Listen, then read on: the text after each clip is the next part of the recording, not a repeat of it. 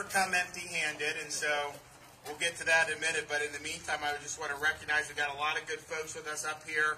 We have our Secretary of Department of Economic Opportunity, Dane Eagle, State Representative Brad Drake, Florida CFO Jimmy Petronas, City of Marietta, Mayor Alan Ward, and City Manager Jim Dean. From Smeads, City Manager Lee Garner, Malone, Mayor Brenda Welch, Graceville, Mayor Arthur Obar Jr., Campbellton, Mayor Doug Cotton, Grand Ridge, Mayor Chris Harrell, Alford, George Gay, Town of Jacob City. We have the City Clerk, Valoria Wilson. So, and I think we have some other people here as well. So we thank you all for coming. I'm happy to be able to make some really good announcements here today. But before I do that, you look at what's happening with our country with this inflation. It's just unbelievable. They say it's 7.5%, but it's much higher than that. I mean, just think about how much gas has gone up. Look at the grocery store. Almost everything in the groceries, at least 10% increase. It's not 7.5. And then you talk to people in business who are building homes or doing all these other things, and the amount of money it costs now just to buy things that were much cheaper before, it's really very problematic. But you know what? When Washington, D.C. just thinks that they can print money, trillions of dollars, out of thin air and that nothing's going to happen, that's being proven wrong right now. And so when you do these types of inflationary policies, this is what ends up happening. And, we're working hard in Florida. We're working hard on some gas tax relief for Floridians to try to counteract what's coming out of Washington. But the fact of the matter is, that inflation is really biting a lot of people.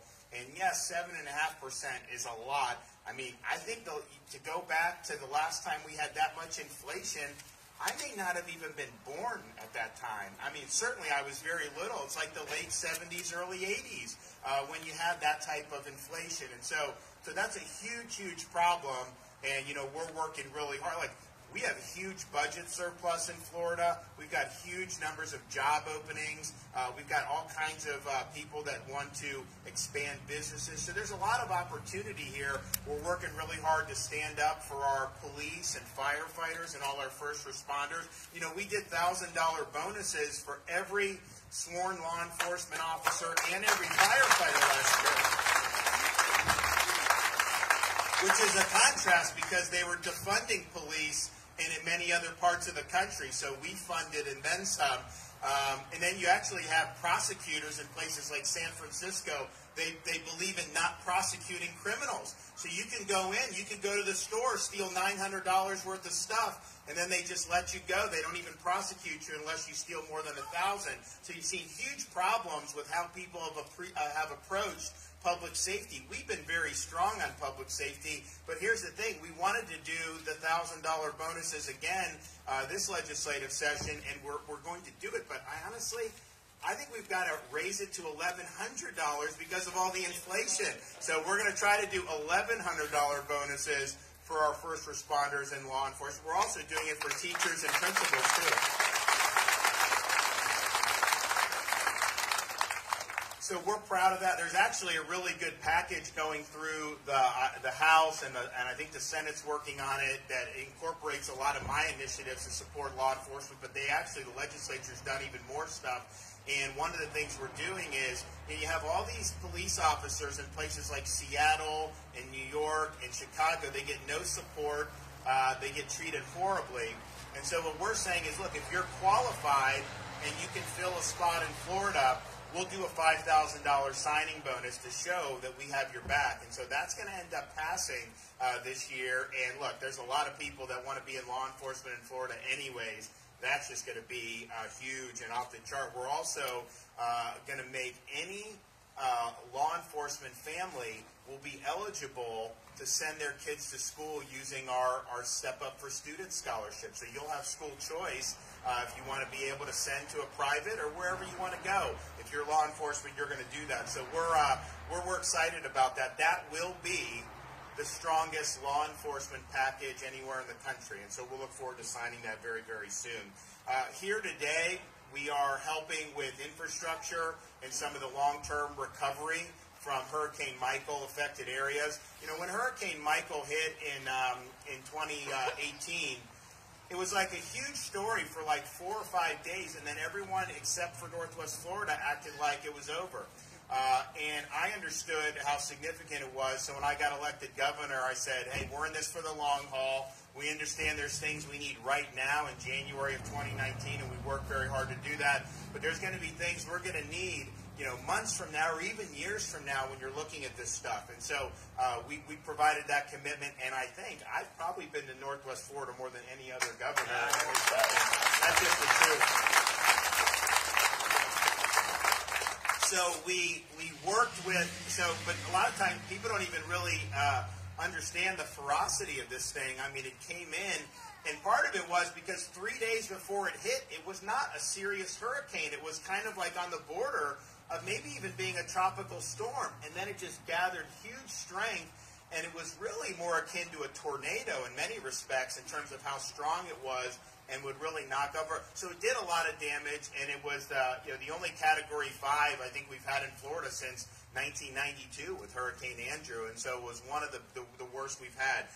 So it required that we do a lot. And so today, thanks to Dane Eagle, I told them, I said, you know, they'll give you money for like mitigation and long-term recovery. They'll give you 6, sometimes 10, 12 years to spend it. I was like, look, let's get it out and let's get as much as we can. And so this is money that we've gotten, I think, under the Trump administration, very, you know, recently, prior to President Trump leaving office. But it's something that we've worked through the bureaucracy very quickly to be able to do. So today, we're going to be awarding close to $100 million to communities that have been affected by Hurricane Michael. And of that, $62 million will stay right here in Jackson County.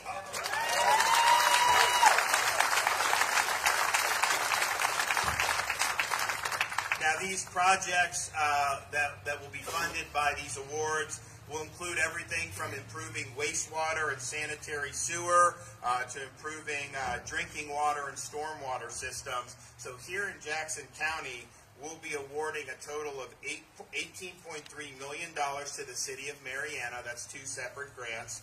We'll be awarding $13.8 million to the town of Alford. $8.5 million to Grand Ridge, and that'll cover 2 grants. $8.7 million to Graceville, that'll cover 2 grants. $1.4 million to Jacob City, $2.9 million for Campbellton, and $5.5 million for Steens. Oh, and $3 million for the town of Malone. So that is an awful lot of resources that we're being able to bring. But in addition to just the Jackson County awards, we got about $10 million going to Bluntstown, $8.5 million to Weewachika, $6.8 million to Bristol, $1.6 million to the town of Vernon, $750,000 to Gretna, and that's a lot of stuff too. So Jackson County is getting a lot, but so are some of the other communities. And so what we want to do is, I do have the checks. You know, they say the check's in the mail. We actually just bring the check here, so you have it. So we'll have the checks. So we're going to present the checks to the respective representatives from each. So what do we got first? Marianna first. Okay. City of Marianna, who wants to come up and... Come on. All right, here we go. Big smile. Let's do it. All right.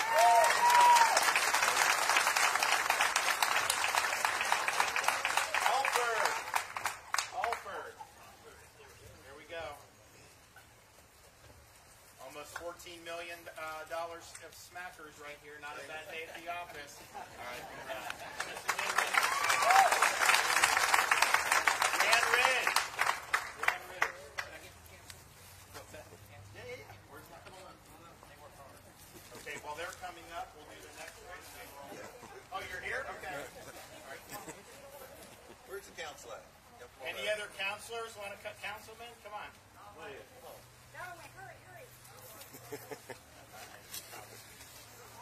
Hey, how many times are you getting $8.5 million? All right, we got everybody? They're coming too? All right, y'all come up here.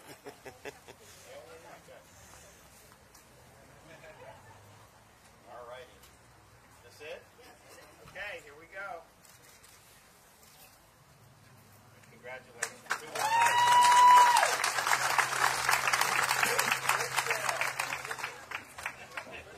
Are they coming? All right, y'all get up here. All right. Congratulations. Yeah, of course, congrats. Of course, yeah, you can count on us. Thank you for your service, my man. Appreciate you. All right, thank you. All right, congrats. Okay, here we go. Launch y'all. Yeah, get in. Short person needs to get to the front. All right. Good job.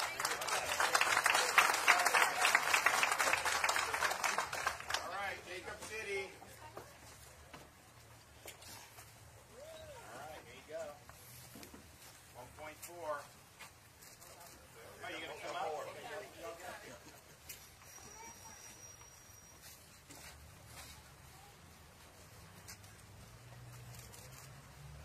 Congratulations.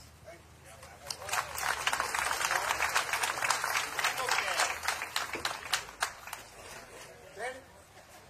Congratulations. All right, come on.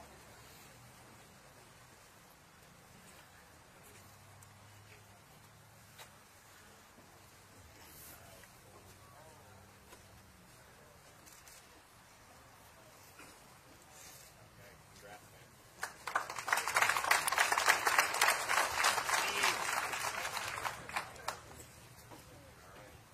There we go. All right. 5.5.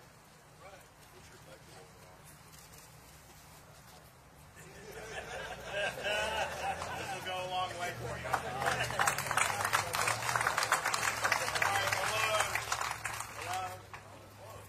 right, balloon. Balloon. All right. Anyone else? Okay, here we go. Sit over here.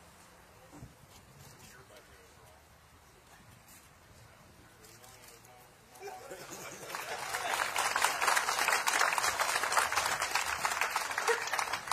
So we're excited to do this, and we want to keep doing more. So we're in the midst of our legislative session right now. One of the things that I've been able to do is use funds from the Governor's Job Growth Grant Fund to fortify infrastructure, but also to help with workforce education. So, for example, we've expanded opportunities for people to get commercial driver's license in Northwest Florida and other parts of the state.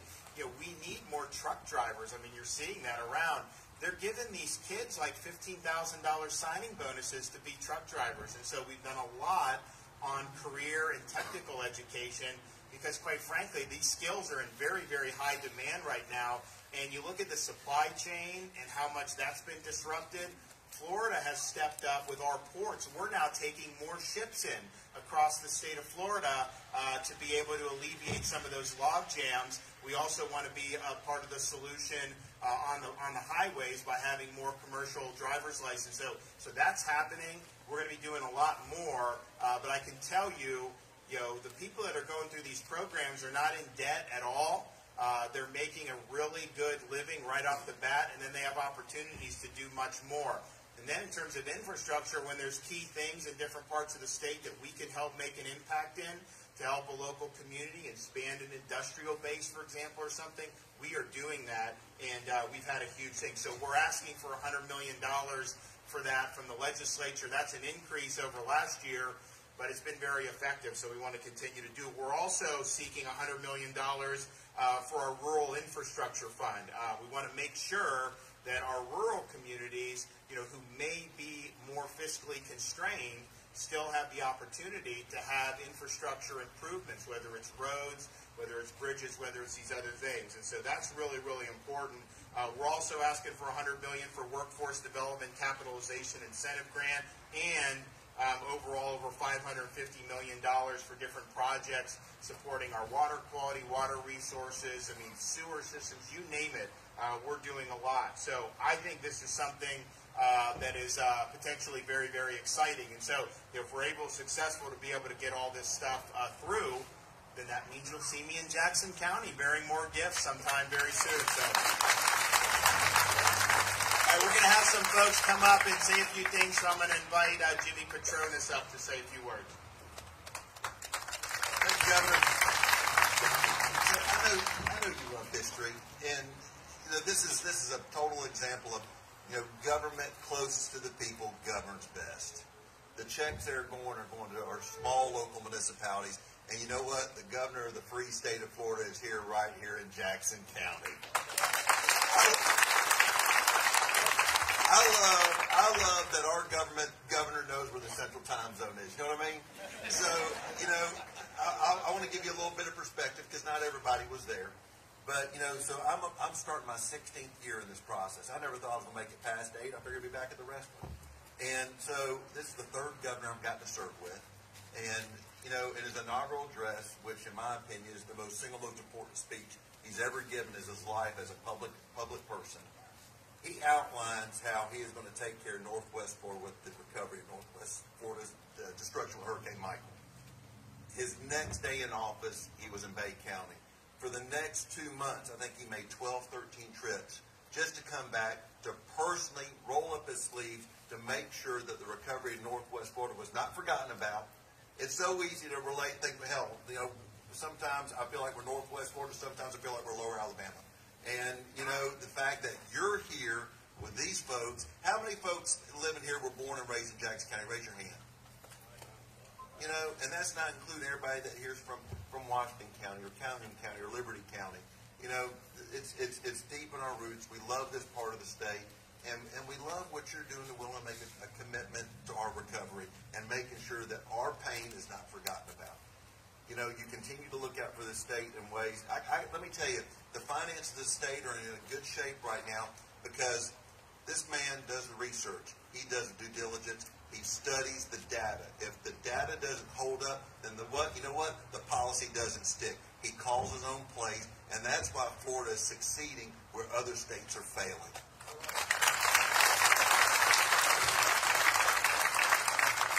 Almost $100 million today, over $300 million today. Dane Eagle has done a great job. Kevin Guthrie, if y'all haven't met him, you should meet him. Kevin runs the Department of Emergency Management.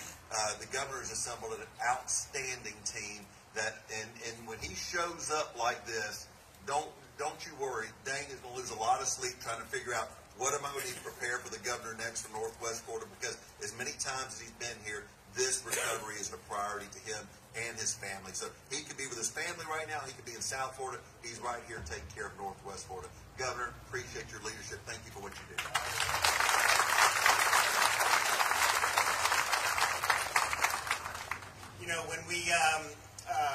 When I got elected governor, our family, we had 2 young kids at the time. Now we have 3 young kids, which is quite challenging. When you have the one, it's like a huge deal because you're like, oh my gosh. Then you get 2, and honestly, it's not that bad because you have man-to-man defense and you just make it happen.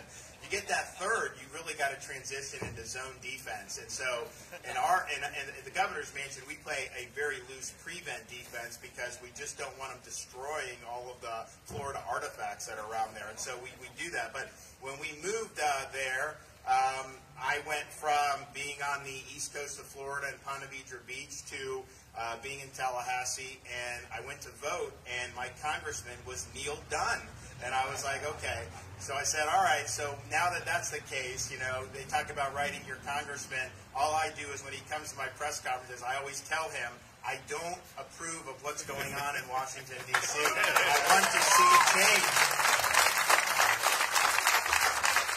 So I'm going to hold him to that. So I'm going to let Neil come up and say a few things.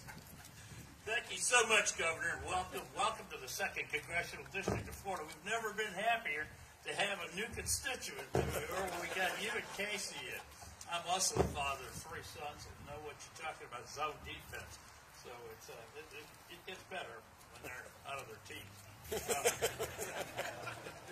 Jimmy was absolutely right when he detailed the work that he has done for those of us who were victims of Hurricane Michael, which was pretty much all located in the 2nd Congressional District of Florida.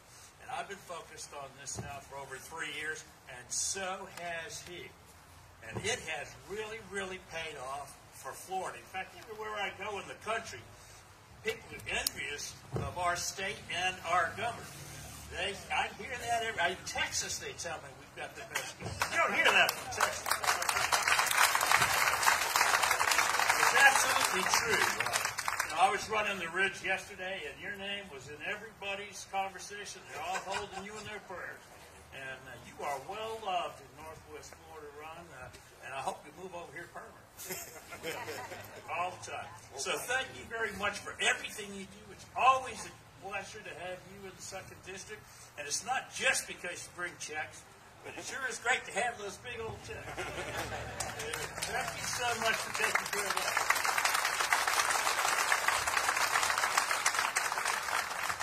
Okay, City of Marianna, City Manager Jim Dean. Good morning. I appreciate everybody coming out this morning. They called and said, well, how many people do you think we'll have? Well, I think we'll be pushing 100, and I think I was close to right. But, I just want to tell the governor we appreciate him being here. But most of all, I want to tell my 5 county commissioners what a privilege it is to serve this community and this county. Governor, it's John Roberts, Travis Ephraim, Alan Ward, and Rico Williams and Kenny Hamilton. This morning when I was running Kelson Avenue and Highway 90, I looked to both sides because I can't run on the road anymore. I'm too old. And I see such good work that our street department is doing at maintaining the right-of-way. And I see where there was major water lines broken, and you can't tell that was there anymore. Sam Everett and David Melvin worked very hard to make that happen. They're doing their part. Then, I look at the surrounding cities in our county, and they're doing their part. They're aggressively pursuing state, federal, and other opportunities to help their community grow. And then, you look at the county commission, they took on a huge task of Endeavor property, over 1,200 acres that was owned by the state and then transferred to the county. They've sunk a lot of money, they've sunk a lot of time, a lot of blood, sweat, and tears into that project. This project helps that process along as well. Like the governor said, it's water, sewer, and stormwater. The water will also be a benefit to Endeavor as it grows and continues to grow and rehab after the hurricane. The same thing can be said for the stormwater. Not only does it help our community in Jackson County, but that river is a Florida pristine waterway. It flows through Calhoun County and down to Gulf County where Port St. Joe takes its drinking water. So this project is not just about our community, it's about the whole region. And we are very grateful because the governor is now doing his part to help us, and we need to help ourselves based on these contributions, and we thank you very much.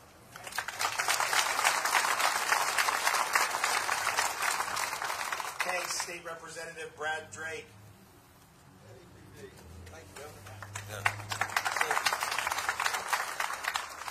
We're right in the middle of our annual legislative session, and we're at that time where you're discussing the budget, and everybody's trying to figure out what they're going to do to fund their projects to bring back to their community. So I think there's a little bit of conspiracy here with only a couple of weeks left, and the governor's coming over here and dropping off all this money. I think that's a reminder to Senator Gaynor now that he wants us to continue to fund, to give him some money to bring to these communities. But we're glad to do that. But it's a big weekend. It's Super Bowl weekend. So, Governor, you started the sports analogies. I'll keep them going. But it's an honor to have you. You're running up the score, helping these small communities. You're scoring touchdowns. We appreciate you coming over here. The first day on the job, it was right after Hurricane Michael. You said you'd be here, like Jimmy Petronis said. You were here, and you've come back. I think this is about your 5th trip to Jackson County and Northwest Florida, and you're always welcome here. So I tell you what, we'll keep sending you the money. You keep bringing it back to this community, and it'll be a win-win for everyone.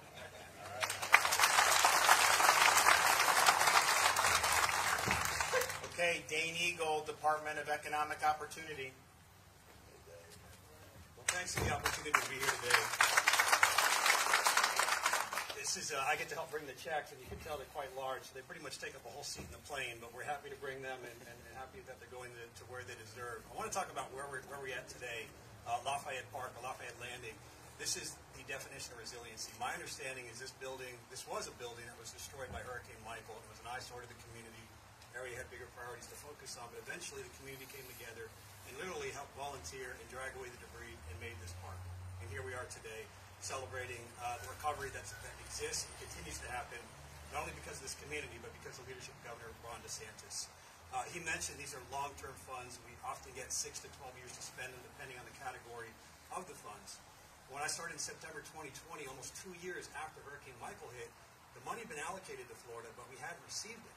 And the governor said, we got to get this moving. So I simply called up HUD and said, the 2-year anniversary is coming. Boy, would it be nice to get this money out and be able to tell the community that it's coming.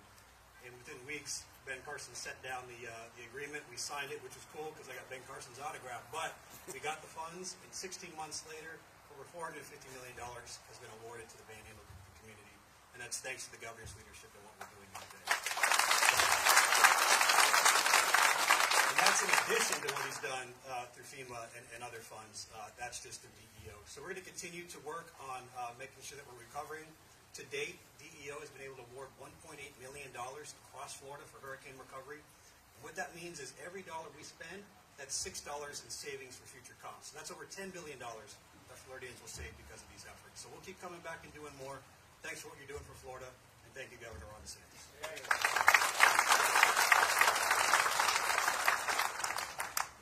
Well, thank you all for coming out, and thanks everybody for being able to put this money to good use in your communities, and we look forward to being able to do more as time goes on. Also, just like to hit on a few points while I'm here.